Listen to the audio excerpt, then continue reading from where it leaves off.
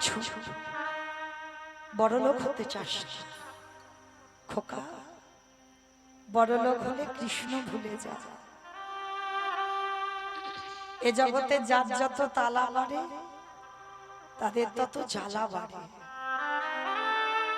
ভগবানকে সব থেকে বেশি তারা ভালোবাসে যারা দিনহীন পথের ভিখারি কাঙাল। কৃষ্ণ ভক্ত যে হয় সে পাথর সেটিং করা ঘরে থাকে না। তাকিয়ে দেখেন কৃষ্ণের বন্ধু সুদামার দিকে, তাকিয়ে দেখেন মহাভারতী বিদুরের দিকে, তাকিয়ে দেখেন কান্দির জমিদার লালা বাবু, তাকিয়ে দেখেন নরোত্তম দাস ঠাকুর, যারা যারা সব জমিদারের ছেলে ছিল কৃষ্ণ চরণ পাবার লালসায় বাবা পথের ভিখারি হয়ে গেছে। কারণ এই জগতে বাবা যারা লক্ষ্মী, কালী, দুর্গা, সরস্বতী, মনসা, শীতলা ভক্ত তাদের পার আছে, তাদের কিছু অসুবিধা হবে না মা। কিন্তু যারা গৌর গোবিন্দ চরণের দাস মৃত্যুর আগের দিন পর্যন্ত বাবা তাদের চোখের জল শুকাবে না। একটার পর একটা বাবা আঘাত লেগেই থাকবে। কেন জানো? যে করে আমার আশ তারে করি সর্বনাশ। সর্বনাশ নয়, সর্বনাশ। সর্বনাশ ভগবান করে না, ভক্তি সব নাশ। কোন নাশের কথা বলবো? আত্মীয় পরিজন, বন্ধু বান্ধব, জায়গা জমি, গাড়ি বাড়ি, টাকা পয়সা, এই সব নাশের কথা বলবো। তুমি যদি কৃষ্ণ ভক্ত হও না, একে একে তোমার কাছ থেকে সব কেড়ে নেবে। তোমার আপন বলতে আর কেউ থাকবে না, সব ভগবান কেড়ে নেবে। কেড়ে নেবার পরেও যদি আমার ভগবানের চরণ না ছাড়ে, ভগবান বললেন শেষের দিনে আমি হব সেই দাসের অনুদাস। কিন্তু মা আমরা তো দুর্বল হয়ে পড়ি। ভগবান আমায় একা করে দিল, একে একে সব কেড়ে নিল। কিন্তু মনে রেখো, দুঃখ থাকলে কৃষ্ণ থাকে, আর দুঃখ চলে গেলে জীবন থেকে কৃষ্ণ চলে যায়। ওই জন্য ভগবানের কাছে যদি কিছু চাইবার থাকে একটা জিনিস চাইবে, কৃষ্ণ আমি যেন সারা জীবন তোর নাম করে কাঁদতে পারি।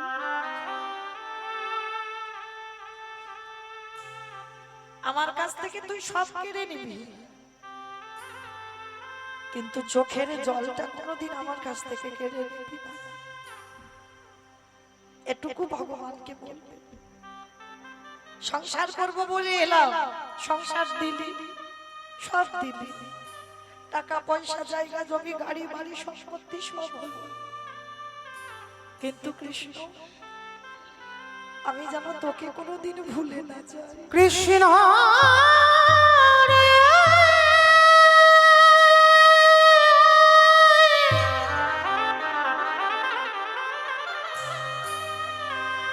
আমি যেন জনম জনম হা কৃষ্ণ বলে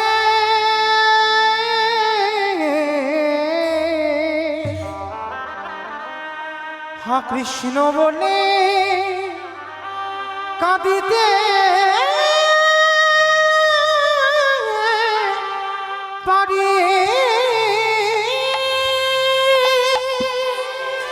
যতই তুমি আপন মনে করো না কেন বাবা, যতদিন তুমি সংসারে দুহাত ভরে দিতে পারবে সংসারে তুমি আপনজন, আর যেদিন তুমি সংসারে দেওয়া বন্ধ করে দেবে, ভুলেও তোমার একবারও খোঁজও নেবে না। তাহলে ভালো যদি বাঁচতে হয় আমার গৌর গোবিন্দ চরণ সার করে নাও। পৃথিবীতে যাকেই ভালোবাসবে বাবা সবাই তো তোমায় ফেলে রেখে চলে যাবে, কিন্তু আমার গৌর গোবিন্দ চরণ দুটো যদি ভালোবাসো তুমি চলে যাবে, কিন্তু আমার ভগবান কোনোদিন তোমায় ভুলবে না।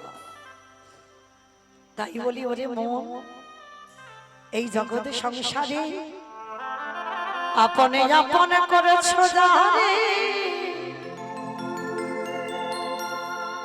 বন্ধু সে তো আপনে নয়। দিনে ফুরালে বুঝিলে তারা আপনে যে মনে রে আপন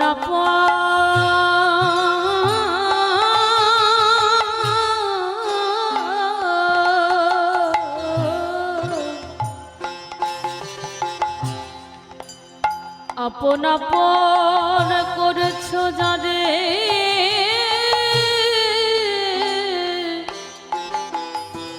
নানা সে তো আপন না।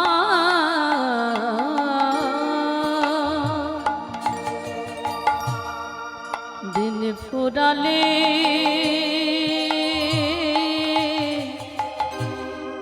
বুঝবে তখন আপন যে পরে হয়, আপন যে পরে হয়। ভাই বলো বন্ধ বলো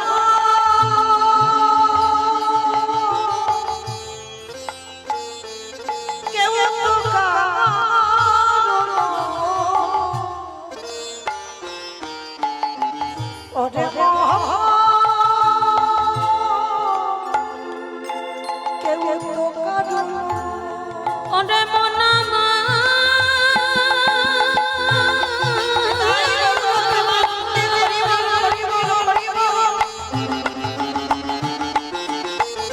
ওরে পাগল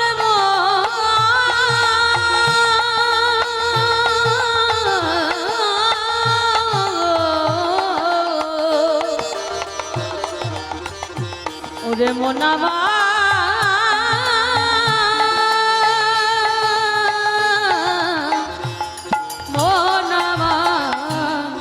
ভাই বলো বন্ধু বলো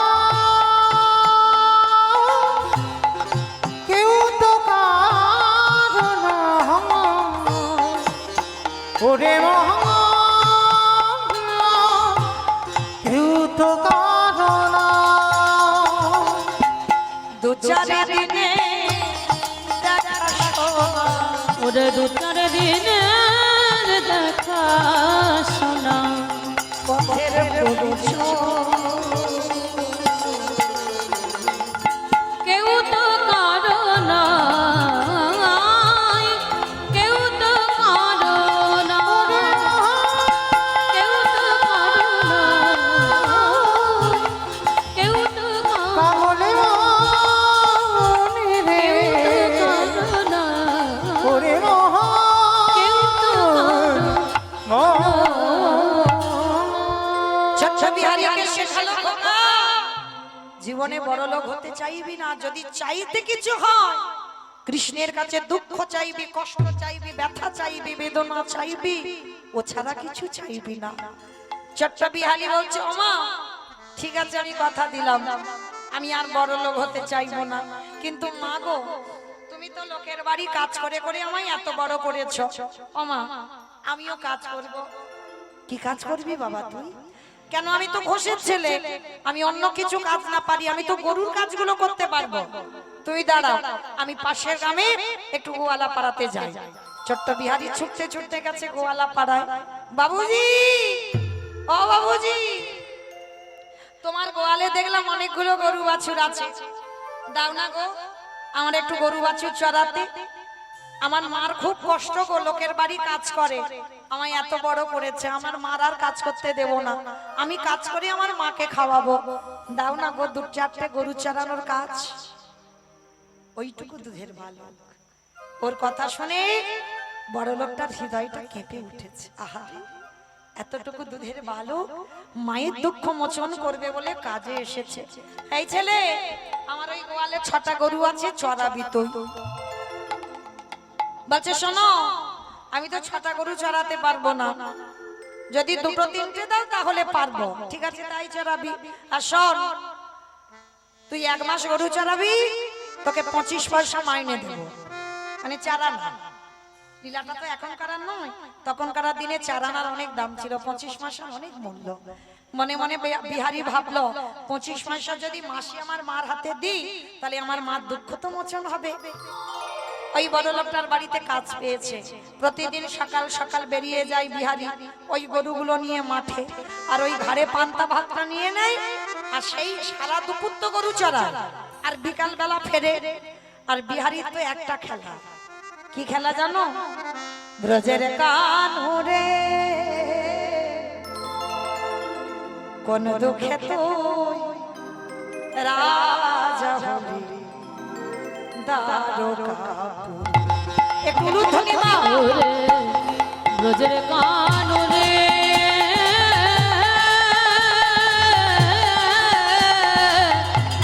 কোন দুঃখে তুই রাজা হলি দ্বারকাপুরে।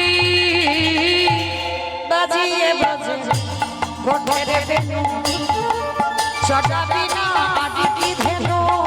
বাজিয়ে ব্রজে গোঠে ধেনু চড়াবি না আর কি ধেনু। করিবি নয়া ব্রজে ও তুই করিবি না ব্রজে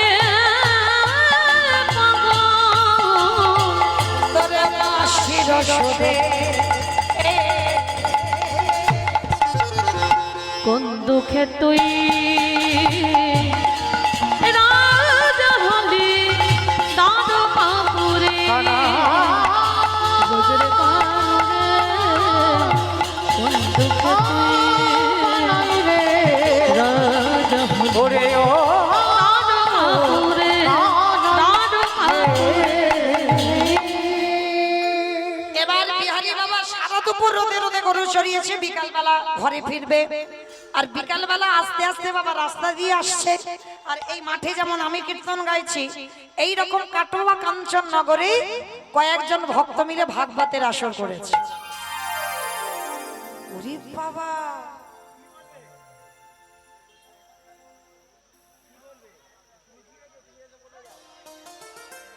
ওরে বাবা, এই জগৎ সংসারে বিহারী মনে মনে ভাবছে, ওই দেখো কত লোক, আর ওই অত লোকের মাঝে কে যেন কি বলছে।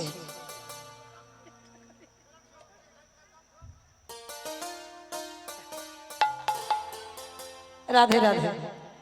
আজকের কত কি যেন বলছে। আজকের বিহারী বলে উঠলো, এই যে শোনো, এইদিকে এসো।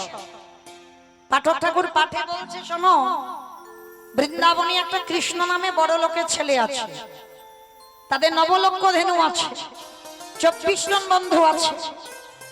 আর ওই যে কৃষ্ণকে ভালোবাসলে এত কিছু দেয়, এত কিছু দেয় যে রাখবার জায়গা থাকে না। আর যেই না বলেছে এত কিছু দেয় রাখবার জায়গা থাকে না, বিহারী সঙ্গে সঙ্গে ভাবলো, ওরে বাবা, তাহলে কেন আমি 25 পয়সার মাইনের কাজ করব? কাজ যদি করতে হয় আমি কৃষ্ণের বাড়িতে কাজ করব। বলল 9 লক্ষ ধেনু আমি 2-4টে চড়াবো। বলল 24 জন বন্ধু, 24 জন বন্ধু, তার মধ্যে আমি একজন হব 25। আর ওই যে ছেলেটা বলল যে নাকি ভালোবাসলে এত কিছু দেবে, নাকি ঘরে রাখবার জায়গা থাকে না, তাহলে কেন আমি এই চারানার মাইনে কাজ করব? কাজ করব তো কৃষ্ণের বাড়ি কাজ করব। কমাই না, ছোট বাচ্চা ছেলে তো, সে অভিজ্ঞতা নেই যে কৃষ্ণ মানে ভগবান। ও জানে আমি গরিবের ছেলে, আর কৃষ্ণ মানে বড় লোকের ছেলে, ওদের বাড়ি কাজ করব, আর আমার মার দুঃখ মোচন হয়ে যাবে। ছোট্ট বিহারী মার কাছে গেছে, ও মা, আমি একটা নতুন চাকরি পেয়েছি, সে কি রে, কোথায় চাকরি পেয়েছিস? কোথায় তুই চাকরিতে যাবি? হাই যা, জায়গাটা যেন কোথায়, কোথায় যেন বললো জায়গাটা? রায়দিঘি নাকি চাকরি পেয়েছে বিহারি। কি জানো জায়গাটার নাম? আমার মনে আছে, বৃন্দাবন। বৃন্দাবন। আবার বৃন্দাবনে কৃষ্ণ নামে একটা ছেলে আছে জানো মা? তার নবলক্ষ ধেনু, তার 24 জন বন্ধু। আর ওই ছেলেটাকে ভালোবাসলে নাকি এত কিছু দেয়, রাখবার জায়গা থাকে না। ও মামা, আমি ওই 25 পয়সার মাইনে কাজ করব না। কাজ যদি করতে হয় আমি ওই কৃষ্ণের বাড়িতে কাজ করব। মা খিলখিল করে হেসে উঠেছে। হ্যাঁ রে কোকা, তোর মাথা ঠিক আছে তো? শোন বাবা, তুই যে কথাগুলো বলছিস ওটা তো লীলা। কৃষ্ণর বৃন্দাবনে থাকে না। 125 বছর বয়সে প্রভাসের তীর্থে যারা রাধের হাতে প্রাণ ত্যাগ করেছে, তাহলে কৃষ্ণর বৃন্দাবনে থাকে না। না, তুমি জানো না বৃন্দাবনে কৃষ্ণ আছে, আছে, আছে। আর যেই না বলেছে বাবা, ওই যে বললাম বিশ্বাসে মিলায় বস্তু তর্কে বহুত। বিশ্বাস যদি থাকে, আজও বৃন্দাবনে লীলা হয়, আজও বৃন্দাবনে বাঁশি বাজে, আজও বৃন্দাবনে ভগবান গরু চড়ায়, আজও বৃন্দাবনে রাস হয়। যার যেমন ভাব তার তেমন লাভ। তো বিহারী কিছুতেই মার কথা শুনছে না। মা বলছে ওটা লীলা, আর ছেলে বলছে না বৃন্দাবনে কৃষ্ণ আছে। মা বলছে এই পাগল ছেলের পাল্লায় কি পড়ে কি করি বলো দিনি দেখি। এই ছোকা শোন, তুই আমার কথা বিশ্বাস করছিস না তো? তুই চলে যা, যে পাঠক ঠাকুর বলেছে তার কাছে যা। সে যদি বলে বৃন্দাবনে কৃষ্ণ আছে তাহলে তুই চলে যাবি। বলে ঠিক আছে মা, তাই হবে। বিহারী ছুটতে ছুটতে সেই পাঠক ঠাকুরের কাছে গেছে। ঠাকুর মশাই, ও ঠাকুর মশাই, এইদিকে এসো। কি রে বিহারী, সত্যি করে বলবে, তুমি এখানে বসে বলনি বৃন্দাবনে কৃষ্ণ নামে একটা ছেলে আছে? হ্যাঁ বলেছি। তুমি বলনি তার নবলক্ষ ধেনু আছে? হ্যাঁ বলেছি। তুমি বলনি তার 24 জন বন্ধু আছে? হ্যাঁ বলেছি। তুমি বলনি তাকে ভালোবাসতে এত কিছু দেবে, রাখবার জায়গা থাকে না? বলনি? বলেছি তো। তা কি হয়েছে তুমি জানো? যে বাড়িতে আমি 25 পয়সার মাইনের কাজ করছিলাম, আমি কাজ ছেড়ে দিয়েছি। বলো না। আমার মা বলছে ওইটা নাকি লীলা, কৃষ্ণ আর বৃন্দাবনে নেই, দেহত্যাগ করেছে। তুমি বলো না গো। আমার মার খুব কষ্ট, লোকের বাড়ি কাজ করে আমায় এত বড় করেছে। আমার মার আমি আর কষ্ট দিতে চাই না, ওই জন্য আমি কৃষ্ণের বাড়ি কাজে যাব। কিন্তু আমার মা বলছে ওইটা নাকি লীলা, কৃষ্ণ আর বেঁচে নেই। তুমি বলো না কৃষ্ণ বেঁচে নেই? পাঠক ঠাকুরের চোখে এলো জল। আমি এত ভাগবত পড়ি, এতটুকু বিশ্বাস আমার জাগলো না। আর এইটুকু দুধের বালক আমার মুখের কথা শুনে ওর বিশ্বাস জেগে গেল। কিন্তু যদি আমি এখন বলি যে বৃন্দাবনে কৃষ্ণ নেই, ওটা লীলা, তাহলে তোর বিশ্বাস চলে যাবে না। এমন কথা বলবো যেটা সত্যি নয় আর যেটা মিথ্যা নয়। এইবার পাঠক ঠাকুর বলছে, শোন বিহারী, ওরে বিহারী রে, ওরে আমার ডাকি আমার কৃষ্ণ, বৃন্দাবনে নতুন করে লীলা করিবে না। তোরে প্রেমে, তোরে ভক্তি, তোরে ভালোবাসা আমার কৃষ্ণকে, আমার কৃষ্ণকে নতুন করে লীলা করিতে হবে। ওরে বিহারী,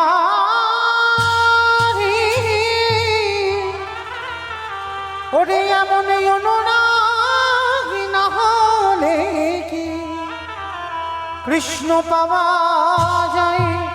এমন ভালোবাসা না দিলে কি কৃষ্ণ পাওয়া যায় রে? যেই না বলেছে বাবা, বিহারী একেবারে লাভ দিয়ে উঠেছে। ঠাকুর মশাই, তার মানে তুমি বোঝালে তোমার ডাকে আসবে না, আমার ডাকে আসবে, তোর ভক্তিতে আসবে। ঠিক আছে তাহলে আমি আসি। দাঁড়া দাঁড়া, কোথায় যাচ্ছি? হাই দেখো, এতক্ষণ তোমায় কি বললাম? আমার মার দুঃখ মোচন করতে আমি কাজে যাচ্ছি। দাঁড়া দাঁড়া, তোর দীক্ষা হয়েছে ওইটা আবার কি গো? শোন, কৃষ্ণের বাড়িতে যারা যারা কাজ করে তাদের কানে একটা মন্ত্র না নিলে কৃষ্ণের বাড়িতে কাজ করা যায় না। ও ভাগ্যিস তুমি বলেছিলে দাও মন্ত্রটা দিয়ে দাও, ওরকম করে নয়, স্নান করে আয়। স্নান করে এলো, মস্তক মুন্ডন করে দিল, গলায় তুলসীর মালা, দাদা সঙ্গে তিলক সেবা, অঙ্গে নামা বলি, স্কন্ধে ভিক্ষার ঝোলা, হাতে বেলদণ্ড, ওই যোগী সাজাইয়ে দিয়ে গুরুদেবের বিহারীর কর্ণমূলে দীক্ষা মন্ত্র দিয়ে দিল। কিরে দক্ষিণা দিবি না? আমার কাছে তো কিচ্ছু নেই, কি দেব বলো? তবে হ্যাঁ, তুমি ভেবো না আমি ফাঁকি দেব না। আমি তো কৃষ্ণের বাড়ি কাজে যাচ্ছি, 1 মাস পরে অনেক টাকা আনবো, অর্ধেক আমার মাকে দেব আর অর্ধেক আমি তোমায় দেব। পাঠক ঠাকুর বলছে, শোন, আজকে থেকে আমি ঠাকুর মশাই নয়, তোর গুরুদেব। আমি এত শিষ্য করেছি, কোন শিষ্যকে দীক্ষা দিতে গিয়ে আমার হৃদয় কাঁপেনি, কিন্তু তোকে দীক্ষা দিতে গিয়ে আমার হৃদয় কেঁপেছে। আমার বিশ্বাস তোর কৃষ্ণ দর্শন হবে। মনে রাখবেন বাবা, কোন কোন সময় গুরুদেবের থেকে শিষ্য অনেক উপরে উঠে যায় ভজন, আজকে সেটাই হবে। গুরুদেব যে পাঠক ঠাকুর, সাক্ষাতে ভগবান, মানে সব থেকে গ্রন্থের রাজা ভাগবত সর্বদাই পাঠ করে, কত শ্লোক মুখস্থ জলের মতো। তিনি বুঝতে পারছে ওই ছেলে কৃষ্ণ কৃপা পাবে। যা বাবা, আমি আশীর্বাদ করলাম, তুই যে কাজে যাচ্ছিস তুই সেই কাজে জয়ী হয়ে ফিরে আয়। কৃষ্ণ নামে মায়ের একটা উলুধ্বনি, বৈঠা হাতে শালের দড়ি বাইয়া, ওই কৃষ্ণ নামে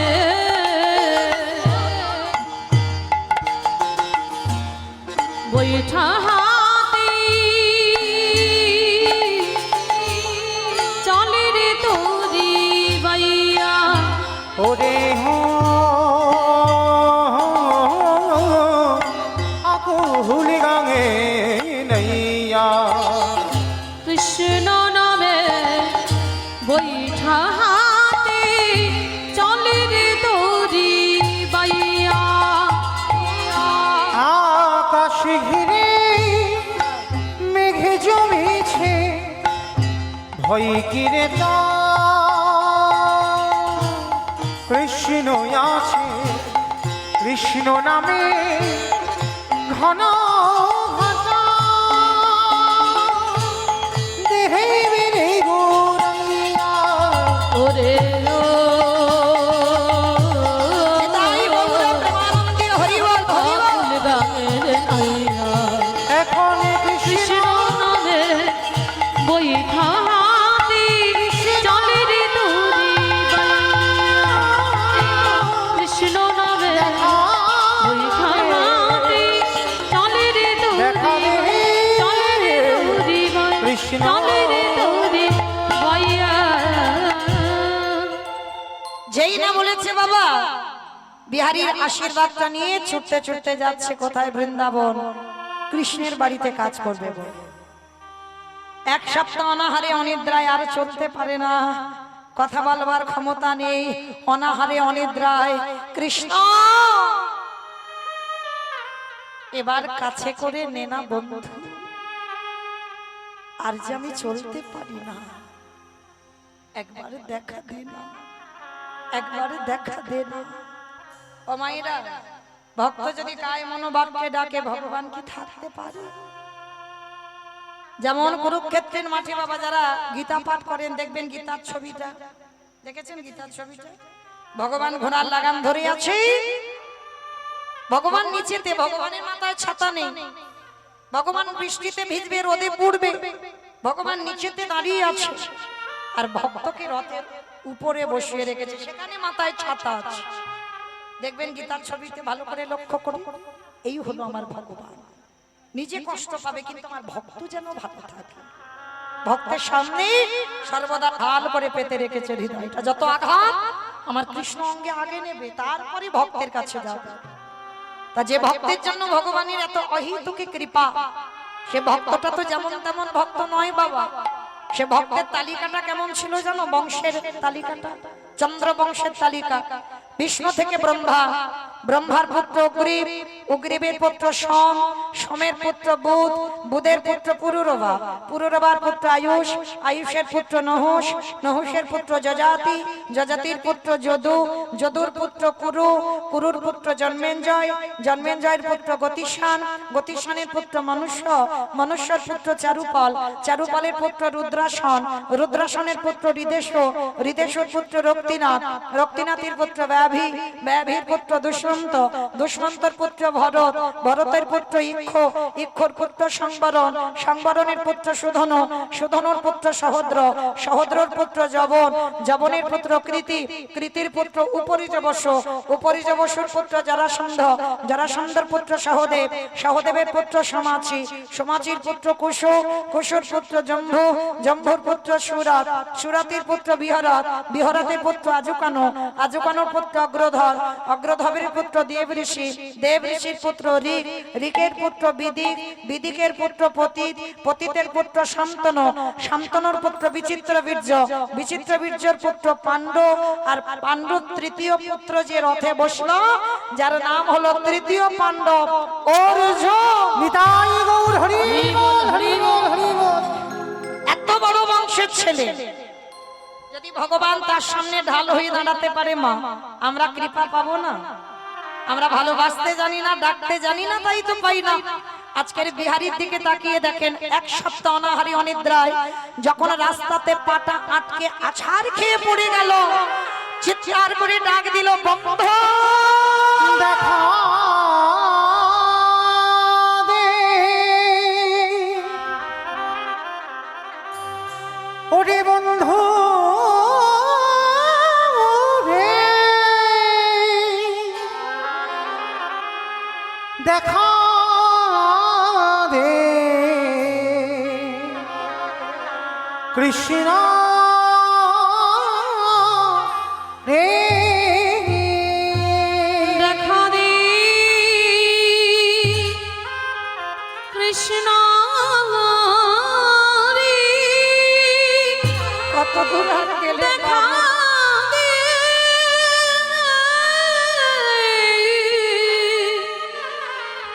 সখা রে, দেখা দে কৃষ্ণ রে। ভক্ত বাৎসল্য ভগবান আর থাকতে পারলো না, বৃন্দাবনে পাথর মূর্তি ত্যাগ করে সচল বিগ্রহ হয়ে এসেছে।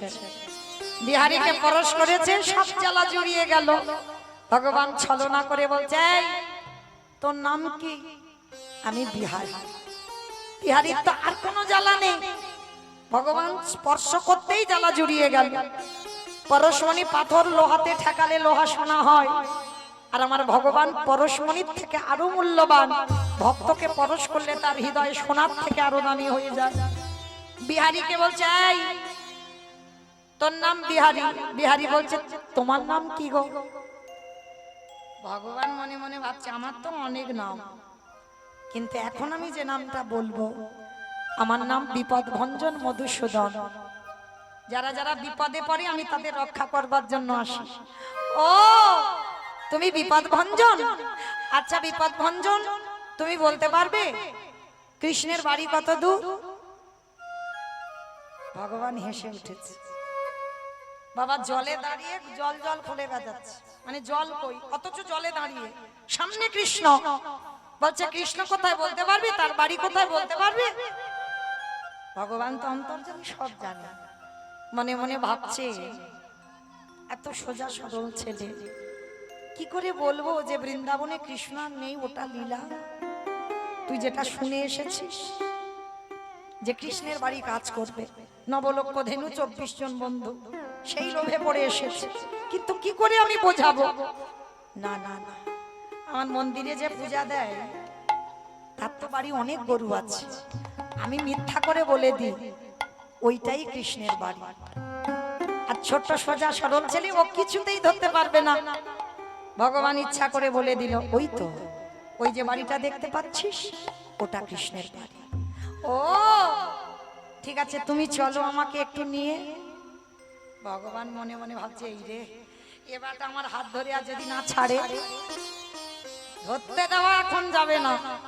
শোন, এখন আমি হাত ধরতে পারবো না, আমার মা ডাকছে, আমার বাড়ি যেতে হবে, সকাল থেকে ঘুরছি, তুই যা। ও বন্ধু, তা তুমি তো আমার বন্ধু হলে, বলো, তার বন্ধু যখন হলে আমি কি তোমার সঙ্গে আমার দেখা হবে না? হবে রে, হবে। যখন আমার কথা মনে পড়বে, নিরজনে বসে একেবারে নয়নের জালে কাঁদা প্রাণে যদি ডাকতে পারো, আমি যে ভক্তে ভগবান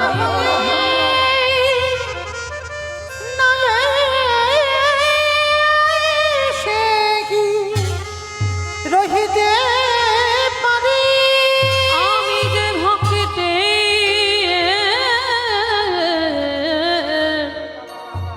ভগবান।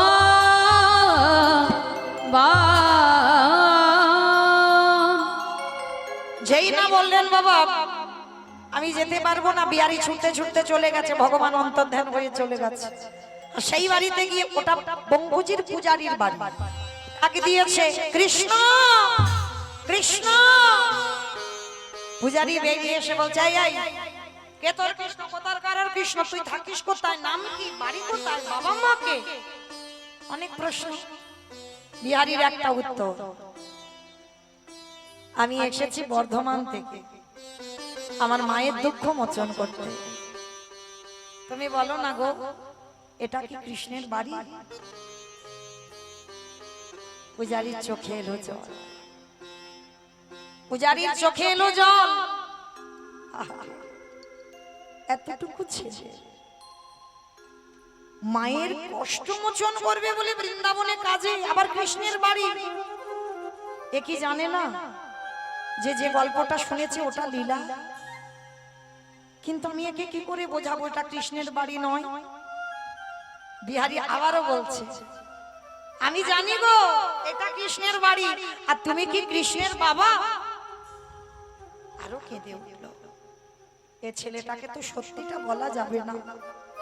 শোন বিহারী, তুই আমার বাড়িতে থাকবি, আমার একটা নিজের ছেলে আছে গোপাল, তুই হলি আমার পালিত ছেলে বিহারী লাল।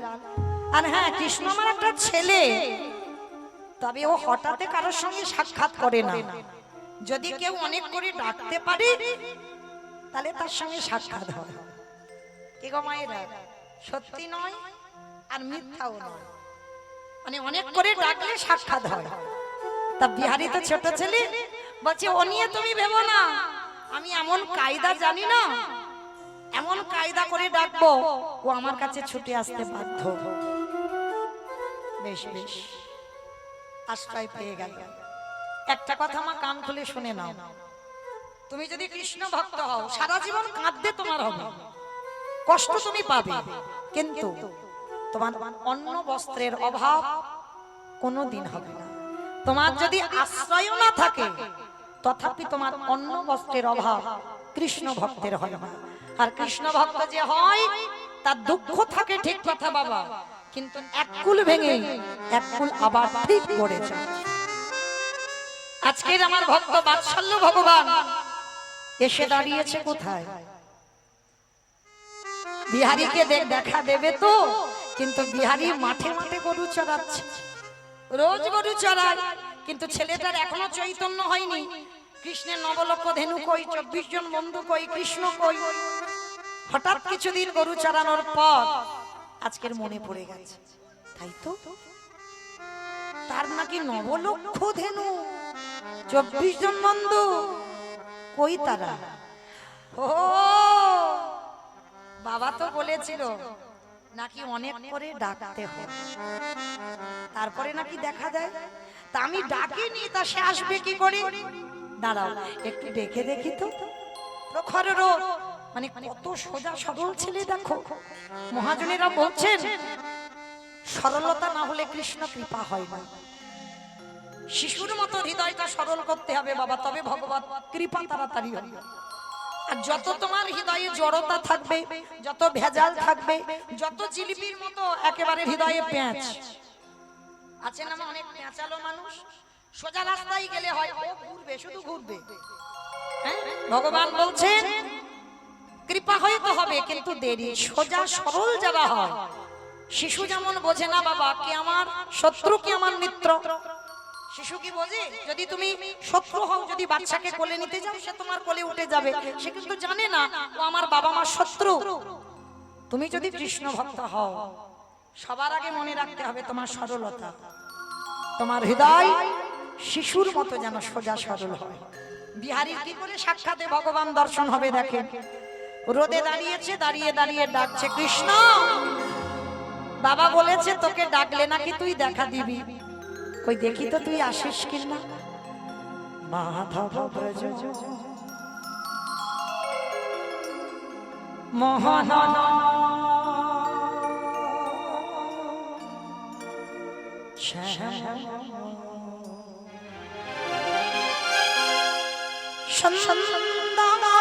গিরি ধারি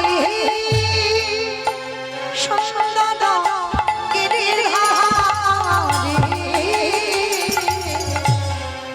মাধব ব্রজ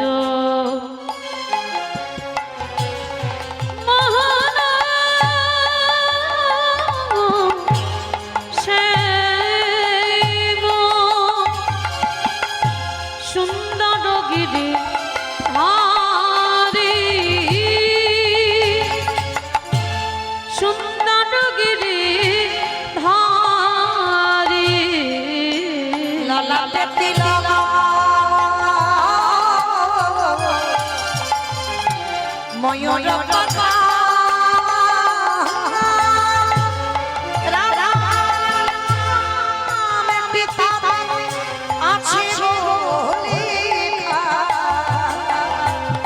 ললাটে তিগলা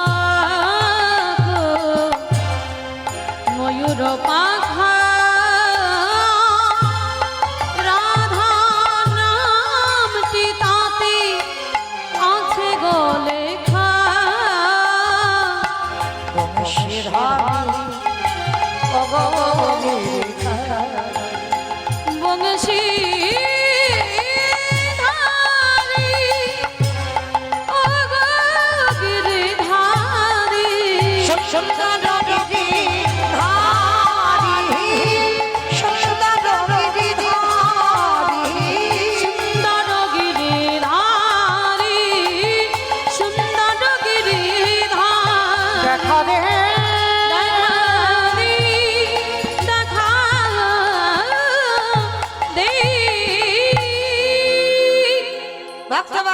ভগবান থাকতে পারলো না, সৃষ্টি করলো নবলক্ষ ধেনু, সৃষ্টি করলো 24 নম্বর।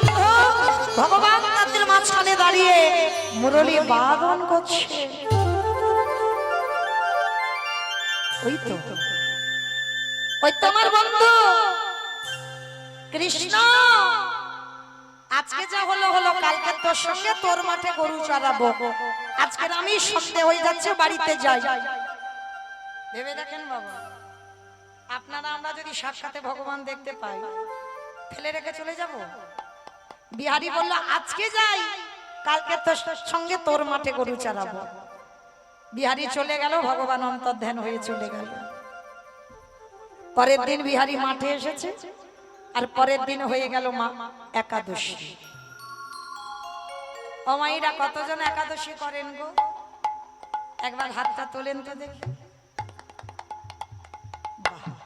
অনেক ভক্ত একাদশী। আর যারা যারা হাত তুললেন না, হাত উঠছে না কেন গো? সংসার সুখের হয় পুরুষের গুণে। পুরুষের গুণে সংসার সুখের হয় রমণীর গুণে, তাই তো? এটা মৌমিতার কথা নয়, খনার বচন, তাই না? খনা বলেছে না সংসার সুখের হয় রমণীর গুণে। তা রমণীর গুণে যদি সংসার সুখের হয়, হ্যাঁ গো মা, তাহলে সবার হাত আর ওঠে না কেন? খিদে পায়। একাদশী করবি, অন্যান্য ব্রততে যদি বা খিদে পায়, আমার মনে হয় একাদশীতে তো খিদে পাওয়ার কথা নয়। তুমি পঞ্চশস্য বাদ দিয়ে তো প্রসাদ পাবে, অনুকল্প পাবে, দুধ ছানা পাবে, ফল আহার পাবে, এগুলো তো পাবে। তাহলে তো খিদে পাওয়ার কথা নয়। মনে রেখো মা, একাদশী তিথি আমরা হিন্দু ধর্মের মানুষ, কিছু কিছু নিয়ম আমাদের মানতে হয়। আমরা সমাজে চলি না, হিন্দু ধর্মের মানুষ হয়ে আমাদের কিছু বার ব্রত করতে হয়। তাতে কি হয়? সংসারের মঙ্গল হয়। অন্য কিছু হয় না হয় আমি বলতে পারবো না, কিন্তু সংসারের মঙ্গল হবে অনিবার্য। হ্যাঁ, একাদশী তিথিতে বাবা যারা যারা অন্ন সেবা করে, বাবা মাকে হত্যা করলে যে পাপ হয় সেই পাপের বোঝা নিতে হবে। একাদশীতে অন্ন সেবা করলে, গোমাতাকে হত্যা করলে যে পাপ হয় সেই পাপের বোঝা নিতে হয়। একাদশীতে অন্ন সেবা করলে, গুরুজিকে হত্যা করলে যে পাপ হয় সেই পাপের বোঝা নিতে হয়। কারণ ভগবান জগতে সব সৃষ্টি করেছে, পাপটাকেও তো ভগবান সৃষ্টি করেছে। পাপ বলছে প্রভু সবাই একাদশী করে পুণ্য সঞ্চয় করে যদি চলে যায় বৈকুণ্ঠে স্বর্গে যায়, তাহলে আমি পাপ, আমি যাব কোথায়? ভগবান বলছে পাপ শোনো, আমি তোমাকে জন্ম দিয়েছি, আমি তোমার জায়গা করে দেব। একাদশী তিথিতে যারা যারা পঞ্চশস্য সেবা করবে, তুমি পাপ ওই পঞ্চশস্যের মধ্যে প্রবেশ করবে। আর যারা যারা পঞ্চশস্য সেবা করবে একাদশী তিথিতে, মানে ওই চাল জাতীয় জিনিস, গম জাতীয় জিনিস, হ্যাঁ ধান জাতীয় জিনিস না, সরষের তেল, এইগুলো যারা ব্যবহার করবে, এগুলো শস্যের মধ্যে পড়ছে, তো এগুলো যারা ব্যবহার করবে তাদের মধ্যে তুমি প্রবেশ করবে। তাহলে মায়েরা একাদশীর ব্রত করবে না করবে সেটা ব্যক্তিগত, তবু বলে যায় যদি মাসে দুটো করে না পারেন বছরে 4টে অন্তত করবেন। কেমন? শয়ন একাদশী, পার্শ্ব একাদশী, উত্থান একাদশী, ভৈমা একাদশী, এই 4টে অবশ্যই করে পালন করবেন। কেমন? আজকের বিহারি 5 বছরের একটা ছেলে করেছে একাদশীর উপবাস, আর মাঠে গেছে, বাবা খাবার পাঠাতে ভুলে গেছে। মানে বৃন্দাবনে যে বঙ্কুজির পূজারীর বাড়িতে থাকে না, প্রতিদিন খাবার পাঠায়, আর একাদশীর দিন ভুলে গেছে। ও মায়েরা, আমি তো আর একটু পরে চলে যাব, আমি চলে যাবার পরে আপনারা আমার কথা মনে রাখবেন? রাখবেন? যাই হোক বাবা, রাখুক আর না রাখুক, মাথা তো নেড়েছে, এতেই হবে। এবার ঘরে বসে বসে মোবাইলে দেখবে, তাই তো? বেশ, দেখো হতে হবে। আজকে সরাসরি দেখে যাচ্ছে, এবার কালকে থেকে একটু মোবাইলে দেখবে। আজকে একটা কথা বলি মা, আপনারা আমাকে ভুলে যেতেই পারে, কিন্তু একজন তো ভুলবে না, যিনি বিশ্বের স্রষ্টা মালিক ভগবান, যার ইচ্ছাই জগৎ চলে, সে কি ভুলবে কোনোদিন? ভুলবে না। যদি ভক্ত হও, সে ঠিক তার চরণের ধারে রেখে দেয়। তো বিহারী একাদশীতে বড় খিদে পেয়েছে, ভগবান কি করেছে, ওই পূজারীর ছেলে গোপালের বেশ ধরে আজকের মাঠে গেছে।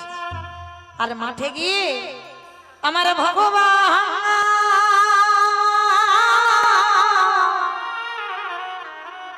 ওই ভক্তের লাগে মাথায় খাবারের বোঝা লাগে, ভক্তের জন্য ভগবান আজ মাঠে দিল। সে যে ভক্তবান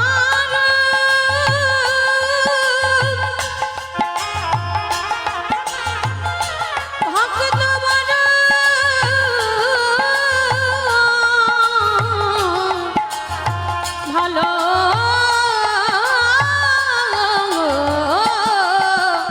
বাসে।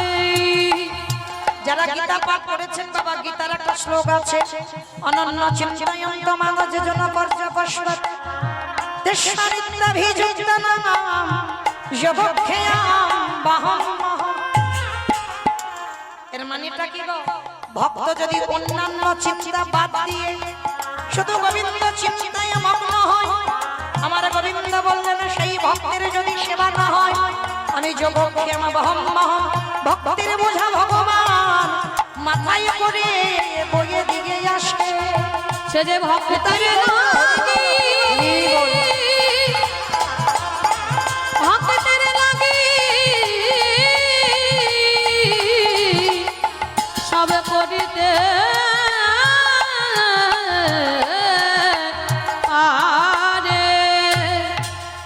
ভক্ত ভগবানকে দিল, ভগবান ভক্তকে দিল, সেবা পেয়ে চলে এলো বিহারী।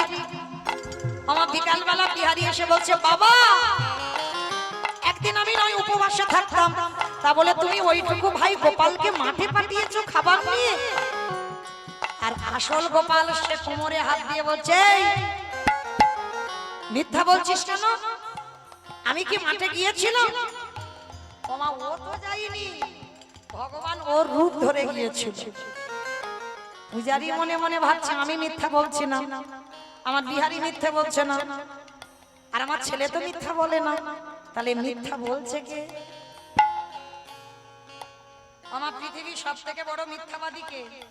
এই তো বসে আছে। গর্ব করে বলছি। কত গর্ব দেখেছো, আমি আমি আমি মানে ও নিজেকে বলছে না, ওর নামটাকে বলছে। সেই ভাগবতে অজামিল ছেলের নাম নারায়ণ রেখে বাবা পাপ থেকে মুক্তি পেয়ে গেল। নিজেকে বলছে না, এর নামটাকে বলছে, নাম হলো গোবিন্দ। সব থেকে মিথ্যাবাদী ভগবান। কি গো, ওর মতো মিথ্যাবাদী আর কেউ নাই। আজকে ভগবান কি করেছে জানো? মন্দিরে বসে আছে, আর যেই না মন্দিরে বসে আছে বাবা, পূজারি গিয়ে দাঁড়িয়েছে, চরণে দিয়ে রক্তের ধারা বিগলিত হচ্ছে। আর যখন রক্তের ধারা বিগলিত হচ্ছে, পুরানিতে ধুলো কাঁকর বাল কাঁটার আঁচু, বুঝতে দেরি হলো না।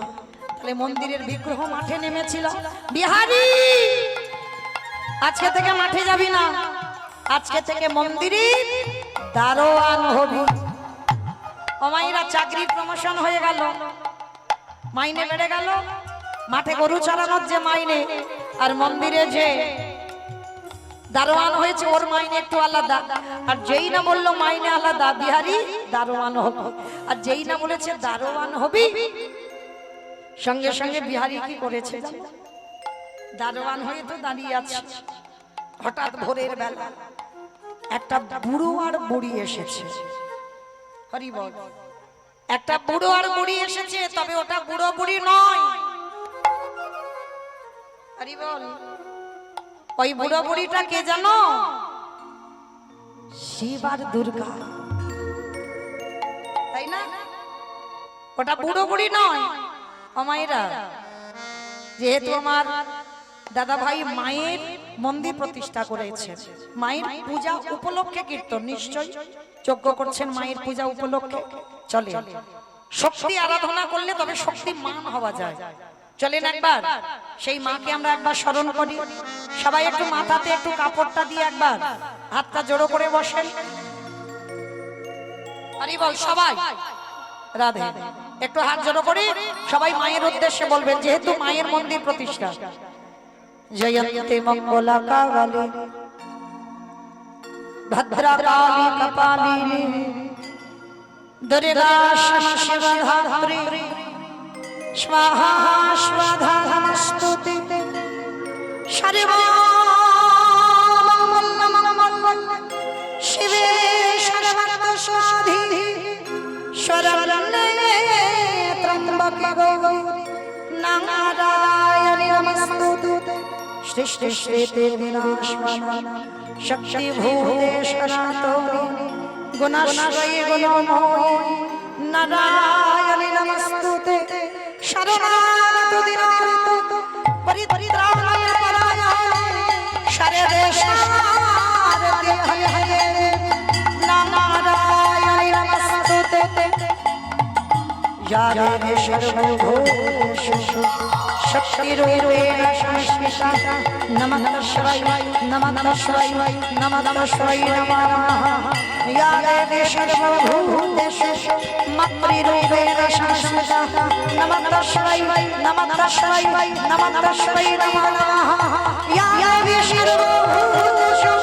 छायारूपेण संस्थिता नमः शिवाय नमः शिवाय नमः शिवाय नमः या देवी सर्वभूतेषु सुधारेण संस्थिता नमः शिवाय नमः शिवाय नमः या देवी सर्वभूतेषु छायारूपेण संस्थिता नमः शिवाय नमः शिवाय नमः शिवाय नमः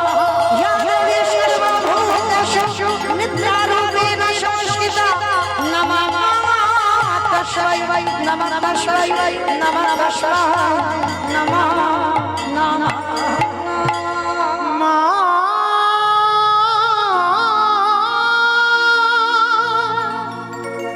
মা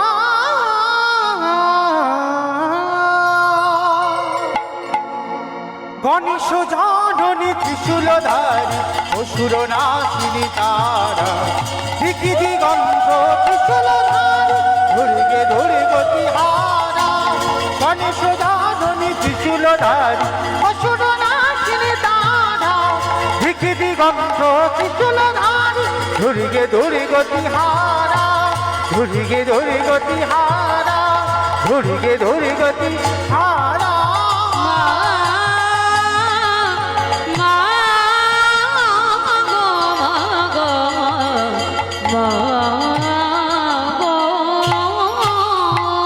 জয় মা মহামায়া কি জয় মা মহামায়া কি জয় মা মহামায়া কি বুড়ো বুড়িটাকে দাঁড় করিয়ে রাখলো বিহারি আবার আধা ঘন্টা পরে 8টা মেয়ে এসেছে তাদেরও দাঁড় করিয়ে রাখলো সব শেষে এসেছে একটা রূপ লাবণ্যময়ী নারী তাকেও দাঁড় করিয়ে রেখেছে বিহারি এবার বিহারি ঘরের মধ্যে গিয়ে যেই না এসে দাঁড়িয়ে দাঁড়িয়ে দর্শন করছে বাবা একটা পাথরের মতো বিগ্রহ দাঁড়িয়ে আছে যেই না দেখেছে পাথরের বিগ্রহ দাঁড়িয়ে আছে চারিদিকে বিহারি খুঁজে বেড়াচ্ছে কৃষ্ণ কই ভগবান বলে এবার আমি সাক্ষাতে দেখা দেব ভগবান নিজের রূপ ধারণ করে বিহারীকে ডাকলো বিহারী রে একবার আমার পানে চেয়ে দে আমি কে তোর পিছনে দাঁড়ায়ে দাঁড়ায়ে রইলাম ওরে বিহারি রে, একেবারে চেয়ে দে,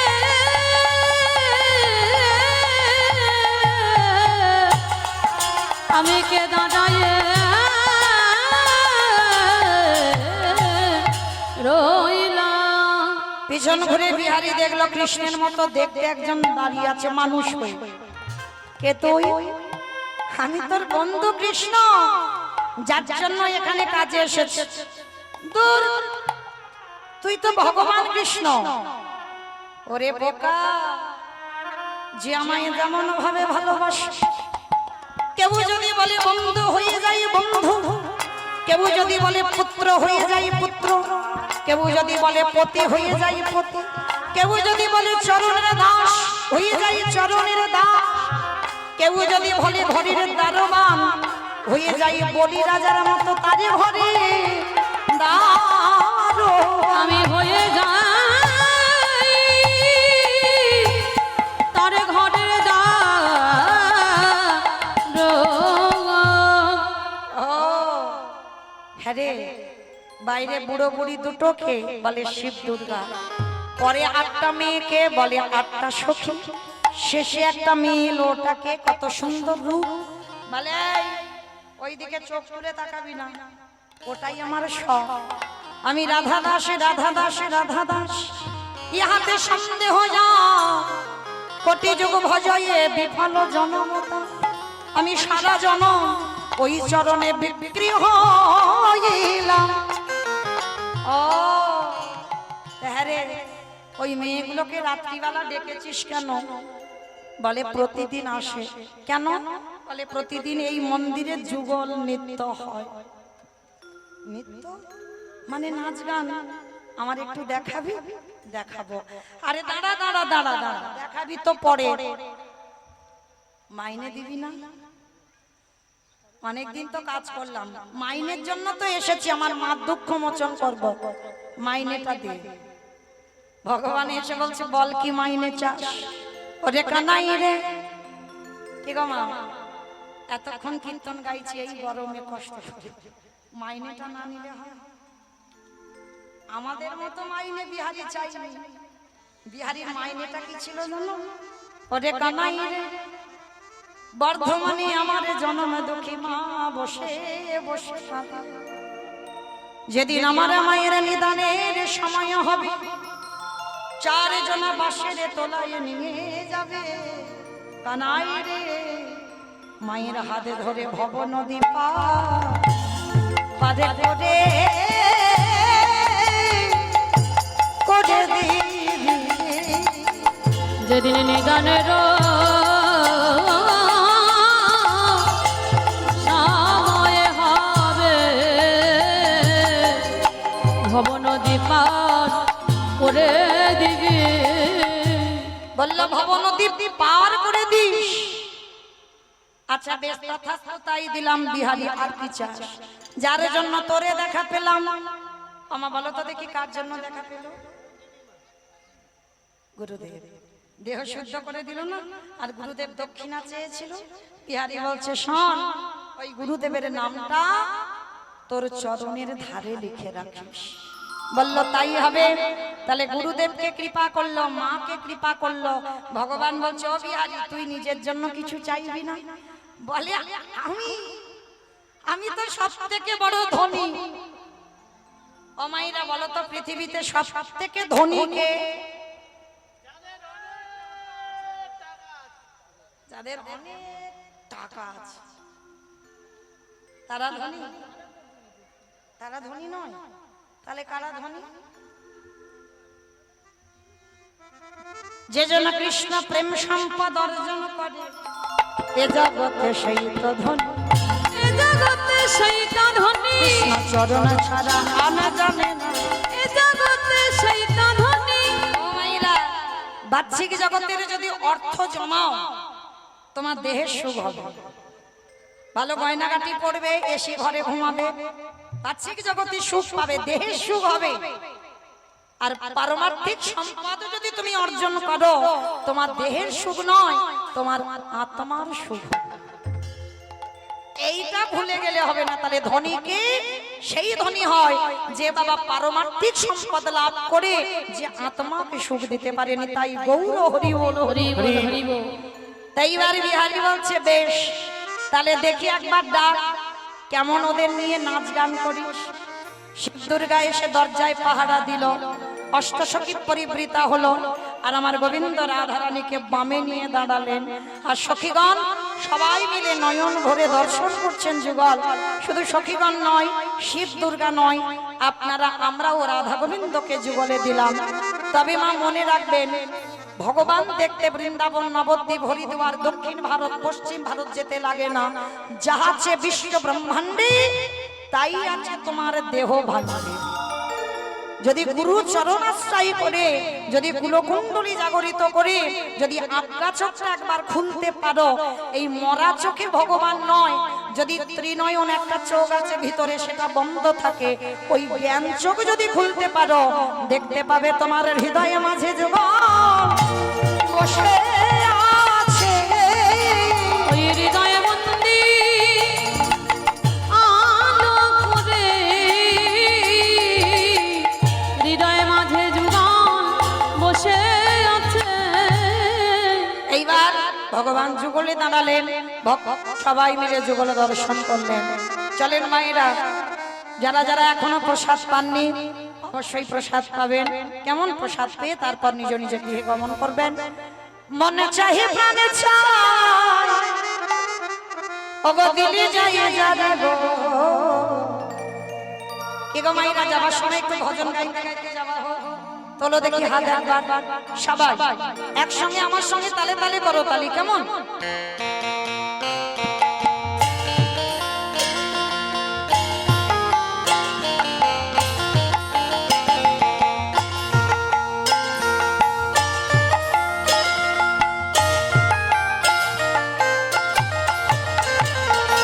মন চাহে প্রাণে চাই, মন চাহে প্রাণে চাই, দিলে যাই জানে গো। কুঞ্জ সাজাবো আজ আমার প্রাণনাথ আসিতে পারে। কুঞ্জ সাজাও গো আজ আমার প্রাণনাথ আসিতে পারে। বসন্তের সময়ে কোকিল ডাকে কুহু সুরে, বসন্ত সময়ে কোকিল ডাকে কুহু সুরে, বসন্ত সময়ে কোকিল ডাকে কুহু সুরে। বসন্ত সময়ে কোকিল ডাকে কুহু সুরে। এই যৌবন বসন্ত আমার রইবে না রে ঘরে। কুঞ্জ সাজাবো আজ আমার প্রাণনাথ আসিতে আসিতে পারে আতর গোলাপ চুয়া চন্দন ছিটাইয়া দাও ঘরে আতর গোলাপ চুয়া চন্দন ছিটাইয়া দাও ঘরে সাজাও গো ফুলের বিছানা পবিত্র অন্তরে কুঞ্জ সাজাবো আজ আমার প্রাণনাথ আসিতে পারে আসিলে আসিতে পারে ভরসা অন্তরে আসিলে আসিতে পারে ভরসা অন্তরে করিবে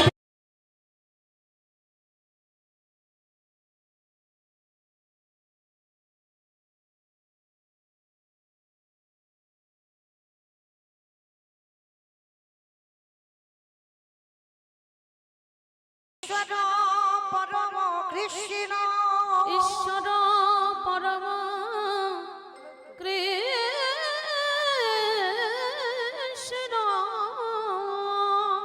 সচ্চিদানন্দ বিগ্রহ সচ্চিদানন্দ বিগ্রহ অনাদির আদি গোবিন্দ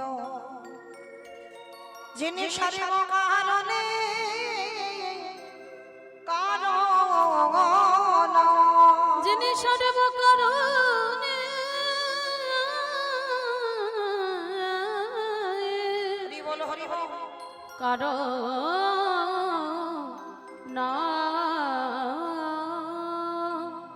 ওই জীবের নিস্তর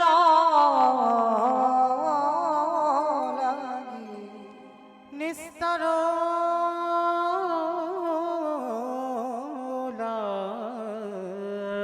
আমার নন্দ সুত হরি নন্দসুত হরি ভুবনে প্রকাশ কমল এই ভুবনে প্রকাশ হলো আমাদের গুরু রূপ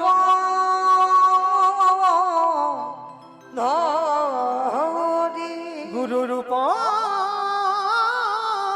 ধরি জনিতাই জয় রাধেশ্যাম জয় জগন্নাথ জয় মহাপ্রভু হরে কৃষ্ণ জয় রাধে জয় রাধেশ্যাম সমবেত শুধু কৃষ্ণ অনুরাগী গৌর অনুরাগী মাতৃমণ্ডলী পিতৃমণ্ডলী সামনের মনিটা দুটো একটু তোলো তো সামনের মনিটা দুটো আমার সামনের আওয়াজ পাচ্ছি না একদম মাতৃমণ্ডলী পিতৃমণ্ডলী আহত অনাহত ভাগত এই গ্রামবাসী বৃন্দ যারা আমার রাধা গোবিন্দে যারা আমার গৌর নিতাই রাতুরি চরণ আশ্রয় গ্রহণ করেছেন তাহাদের সবাকারের চরণে রইল আমার কোটি কোটি দণ্ডবত। তারপরে জানাই এখানে যত সাধু গুরু ব্রাহ্মণ বৈষ্ণব আছেন তাহাদের পাদ পদ্মে রইল আমার ভক্তিপূর্ণ দণ্ডবত প্রণাম। তারপরে যাদের কথা না বললে বাবা সব থেকে বড় ভুল হবে, সব থেকে বড় অপরাধ হবে। আমি আমার পিতা মাতার চরণে, আমার শিক্ষা গুরু দীক্ষা গুরুর চরণে অনন্ত কোটি কোটি দণ্ডবত প্রণাম।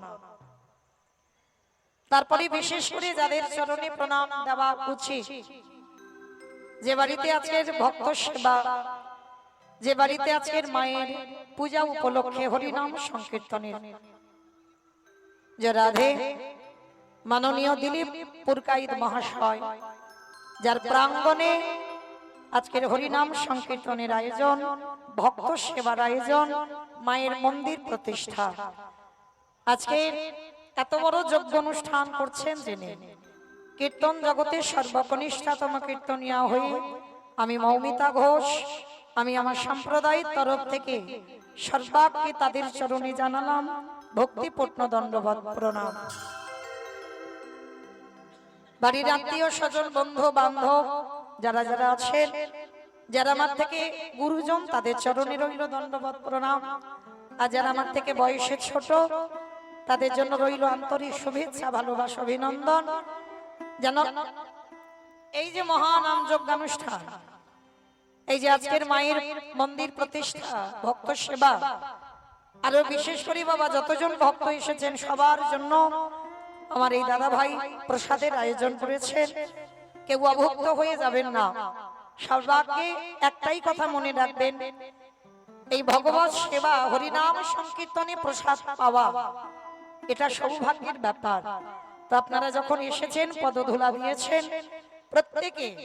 প্রত্যেকের চরণ ধরে আমার বিনীত নিবেদন, প্রত্যেকে কীর্তন সমাপ্তে আপনাদের জন্য যেহেতু প্রসাদের আয়োজন, আপনারা প্রসাদ পেয়ে তারপরে গৃহে গমন করবেন। আর বিশেষ করে বাবা আপনারা জানবেন কীর্তনের আরম্ভে এই যে প্রণামটা দিলাম আমার এই দিলীপ দাদা ভাইয়ের, কেন বিশেষ করে প্রণাম দেওয়ার একটা কারণ, তিনি বুঝেছে, তিনি জেনেছে বাবা কলিযুগে যাগযজ্ঞ নয়, কলিযুগে ধ্যান তপস্যা নয়, কলিযুগে পূজা অর্চনা নয়। এটা আমি বলছি না বাবা, চৈতন্য মহাপ্রভু শিক্ষা দিলেন। কলির মানুষ যদি যাগযজ্ঞ না করে অসুবিধা নাই, যদি ধ্যান তপস্যা না করি তাতে অসুবিধা নাই, যদি পূজা অর্চনা না করি তাতে অসুবিধা নাই, করলে ভালো। করলে কি হবে বাবা, কলিযুগে যদি ওগুলো করো, এই যে যজ্ঞ হচ্ছে সকাল দুপুর বেলা থেকে এসে দেখছি কত বড় যজ্ঞ অনুষ্ঠান, তাহলে যজ্ঞ হচ্ছে, মায়ের পূজাও হলো, আবার ভক্ত সেবাও হচ্ছে, হরির নাম সংকীর্তনও করাচ্ছে। তাহলে সবার আগে মনে রাখতে হবে বাবা, কলিযুগে মহাপ্রভু বলছে যাগযজ্ঞ নয়, ধ্যান তপস্যা নয়, পূজা অর্চনা নয়, কিন্তু করলে ভালো। করলে কি হবে না, করলে হবে বাবা সোনায় সোহাগা। যেমন সোনায় সোহাগা হয় না, ঠিক তদ্রূপ কিন্তু কলির মানুষকে বেছে নিতে হবে একটাই পথ। তুমি যাই করো না কেন বাবা, যজ্ঞ করো আর পূজা অর্চনা করো আর ধ্যান তপস্যা করো, একটা জিনিস তোমাকে বাঁচতে হবে, সেটা কি হরিরে নাম হরিরে নাম হরিরে নাম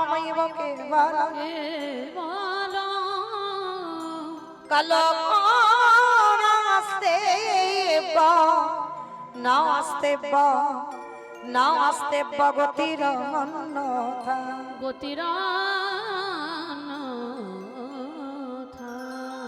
কি বোঝালেন আমার চৈতন্য মহাপ্রভু? কলির মানুষের হরিনাম ছাড়া কোনো গতি নাই, কোনো গতি নাই, কোনো গতি নাই। একমাত্র ভব পারাপারের সম্বল হবে বাবা এই হরিনাম সংকীর্তন।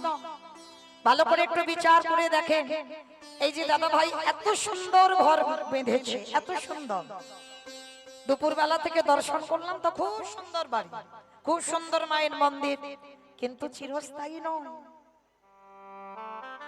যে যত সোনার পালঙ্কে ঘুমাও না কেন, টাকার বিছানায় ঘুমাও না কেন, রাত অট্টালিকাতে থাকো না কেন, শেষের দিনে সবাইকে মনে রাখতে হবে বাবা, এগুলো আমাদের সম্পদ নয়, চিরস্থায়ী নয়, এগুলো ক্ষণস্থায়ী।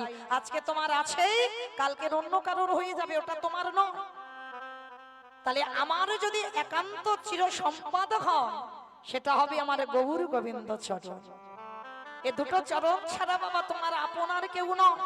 তুমি যেদিন এসেছিলে সেদিন শূন্য হাতে এসেছো, আর যেদিন জগতের থেকে চলে যাবে সেদিনও তুমি শূন্য হাতে যাবে বাবা। আমরা যারা ইতিহাস পড়েছি, আলেকজান্ডারের মতো ব্যক্তি বাবা দুটো হাত দিয়ে রোজগার করে গেল, তথাপি বাবা যাবার আগে, মৃত্যুর আগে বলে গিয়েছিল, আমার দেহটাকে যখন কফিনের বাক্সে করে নিয়ে যাবে না, আমার দুটো হাত ওই কফিনের বাক্সের বাইরে একটু ফেলে রেখো। প্রশ্ন করেছিল কেন?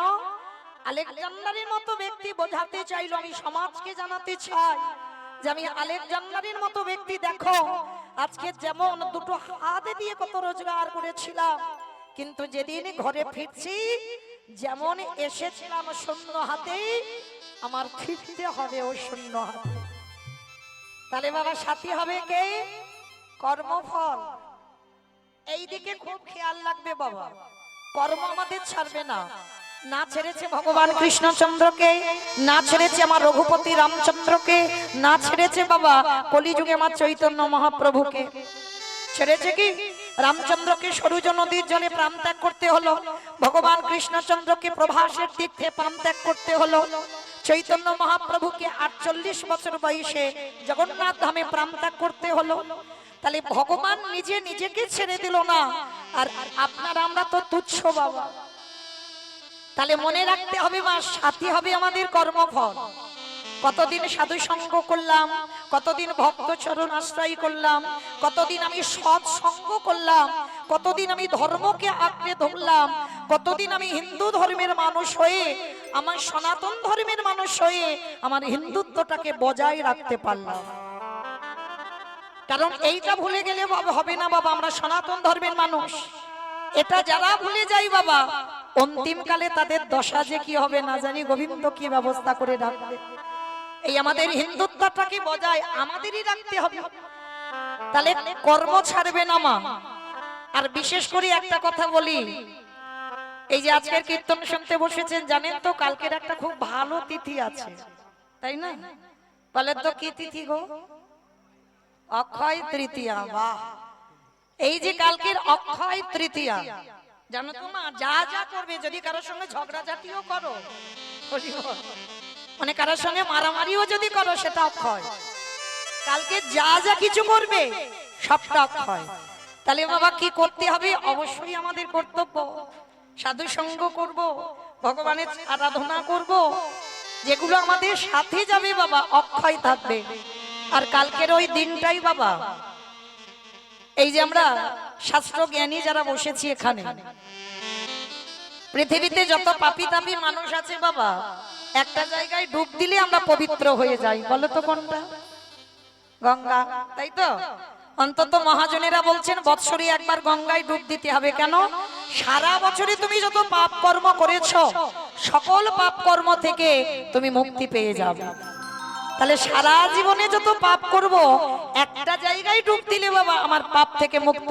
সেই পতিত পাবনী গঙ্গাকে ভগীরথ কালকের ওই অক্ষয় তৃতীয়াতে বাবা, এই মর্তের মাটিতে সেই গঙ্গা সাগর সগর রাজার 60,000 পুত্রকে উদ্ধার করবার জন্য পতিত পাবনী গঙ্গাকে আহ্বান করেছিল। কালকের দিনটা কত ভালো দেখো, জগন্নাথের যে রথযাত্রা, ওই রথযাত্রা যে জগন্নাথ যে 3টে রথে বসে না, জগন্নাথ বলদেব সুভদ্রা, ওই 3টে রথের কালকে থেকে শুরু হবে বাবা কাঠ তৈরি করা। জগন্নাথের রথের তৈরি কাঠ গাঁথা হবে, রথ তৈরি হবে কালকে থেকে। আবার এই কালকে তিথিতে বাবা মহাভারত, যেগুলো পাঠ করলে বাবা আমরা সমাজ শিক্ষা পাই। এই মহাভারত বেদব্যাস বর্ণনা করলেন, আর দুর্গার বড় ছেলে কালকেই লিখেছিল, কালকে থেকে শুরু করেছিল মহাভারত রচনা। আবার কালকে তিথিতে বাবা এই যে সমুদ্র মন্থন করি বাবা, কত কিছু তো উঠেছিল। সমুদ্র মন্থন করি মা লক্ষ্মীকেও তোলা হলো, কুবেরের যে ধন সম্পদ ওই কালকে অক্ষয় তৃতীয়াতে উঠেছিল সমুদ্র মন্থন করে। আবারও আছে বাবা যে পঞ্চ পাণ্ডবদের স্ত্রী দ্রৌপদী, দ্রৌপদীকে সূর্যদেব একটা অক্ষয় পাত্র দিয়েছিল কালকে তিথিতে। এই অক্ষয় পাত্রটা কেমন জানো? যেটা সমাজে আমরা এখনো অনেক অনেক পরিবারে মেনে চলি মা। সূর্যদেব এসে অক্ষয় পাত্রটা দ্রৌপদীকে দান করেছিল। কেন না, দ্রৌপদীকে দিয়ে বলেছিল, দ্রৌপদী যদি তোমার গৃহে কোনোদিন অতিথি সাধুগুরু ব্রাহ্মণ বৈষ্ণব আসে, মানে লাখো লাখো ভক্ত যদি আসে, কোটি কোটি ভক্ত যদি আসে, তথাপি বাবা এই পাত্রে রন্ধন করলে কোনোদিন ফুরাবে না। অক্ষয় পাত্র, চির অক্ষয়। তবে হ্যাঁ, তবে দ্রৌপদী তুমি যদি প্রসাদ পেয়ে নাও, তারপরে কিন্তু আর প্রসাদ দিতে পারবে না। যার জন্য এখনো বাবা ওই মহাভারতের দ্রৌপদীর কথা মতো আমরা অনেক পরিবারের নিয়মটা মেনে চলি। চিরজনমের মতো স্বামীর মৃত্যু হয়ে গেল, গ্রামের লোকজনেরা দাহ কাজ সম্পূর্ণ করলো, গ্রাম থেকে মায়াবতীকে তাড়িয়ে দিল, কিন্তু সবাই তো আর খারাপ নয়। গ্রামের শেষ প্রান্তে একটা বাড়িতে মা বলে না সুযোগে সদ্ব্যবহার, কাজের পরে মেয়ের প্রয়োজন ছিল, বলল শোন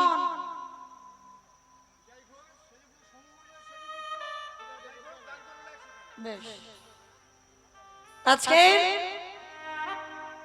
মায়াবতী স্বামীর দাহ কাজ সম্পূর্ণ হয়ে গেল, আর গ্রামের শেষ প্রান্তে একটা বাড়িতে একটা কাজ পেয়েছে। সারাদিন কাজ করে যায়, কোনো মাইনে নয় মা, ভগবানের ওই প্রসাদী দেয়, আর ওই প্রসাদী একটু করে খেতে দেয়।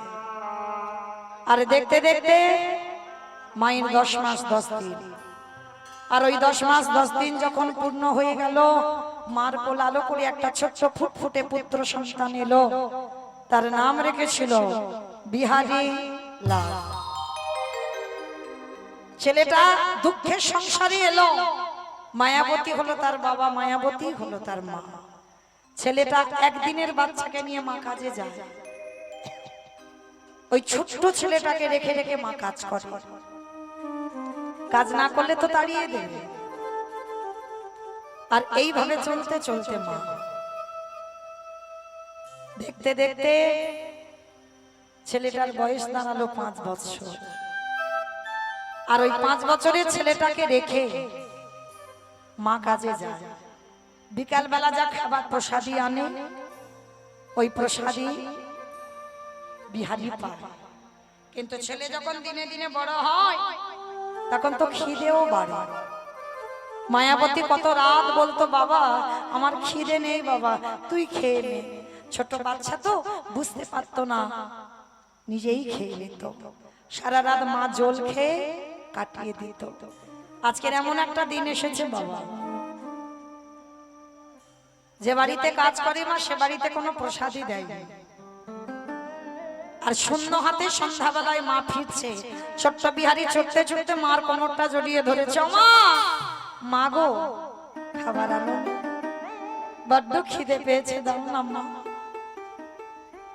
মা বলছে, খোকা রে, আজকে যে বাড়িতে কাজ করছিলাম কিচ্ছু দেয়নি, একটা কাজ কর না বাবা, আজকে রাতটুকু একটু জল খেয়ে কাটিয়ে দে না। ও মা, সকাল থেকে তো জল খেয়ে আছি, কত জল খাবো বলো? মা বড্ড খিদে পেয়েছে, কিছু দাও না মা।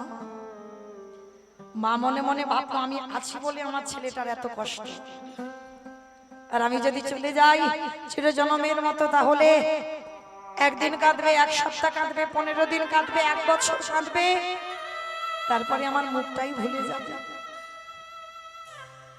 মনে মনে ভাবলো, ছেলেটা ঘুমালে চিরজন্মের মতো চলে যাব। বিহারীর মাথায় হাত বোলাতে বোলাতে ছেলেটা কখন ঘুমিয়ে পড়েছে। আর যেই ঘুমিয়ে পড়ল, ওই রাতের অন্ধকারে চিরজন্মের মতো মা প্রাণ ত্যাগ করবে বলে সবে মাত্র ছেলের পাশ দিয়ে উঠেছে, পিছন থেকে বিহারী উঠে মার কোমরটা জড়িয়ে ধরলো। মা, কোথায় চলে যাচ্ছ? কথা দিলাম মা, আর কোনোদিন তোমার কাছে খেতে চাইবো না, কোনোদিন বলবো না মা খিদে পেয়েছে খেতে দাও, কিন্তু মা তুমি আমায় ছেড়ে চলে যেও না। মা ছেলেটাকে বুকে জড়িয়ে ধরে বলল, খোকা বেশ, আমি কথা দিলাম, দেহে যতদিন প্রাণ থাকবে আমি তোকে ভুলবো না, তোকে ছেড়ে কোথাও যাব না। ও মা, মা একটা কথা বলবো। কি কথা রে? ও মা, কৃষ্ণ কি পারে না আমাদের একটু বড় লোক করে দিতে? যেই না বলেছে বিহারীর হাত চাপা দিয়ে বলছে, চুপ।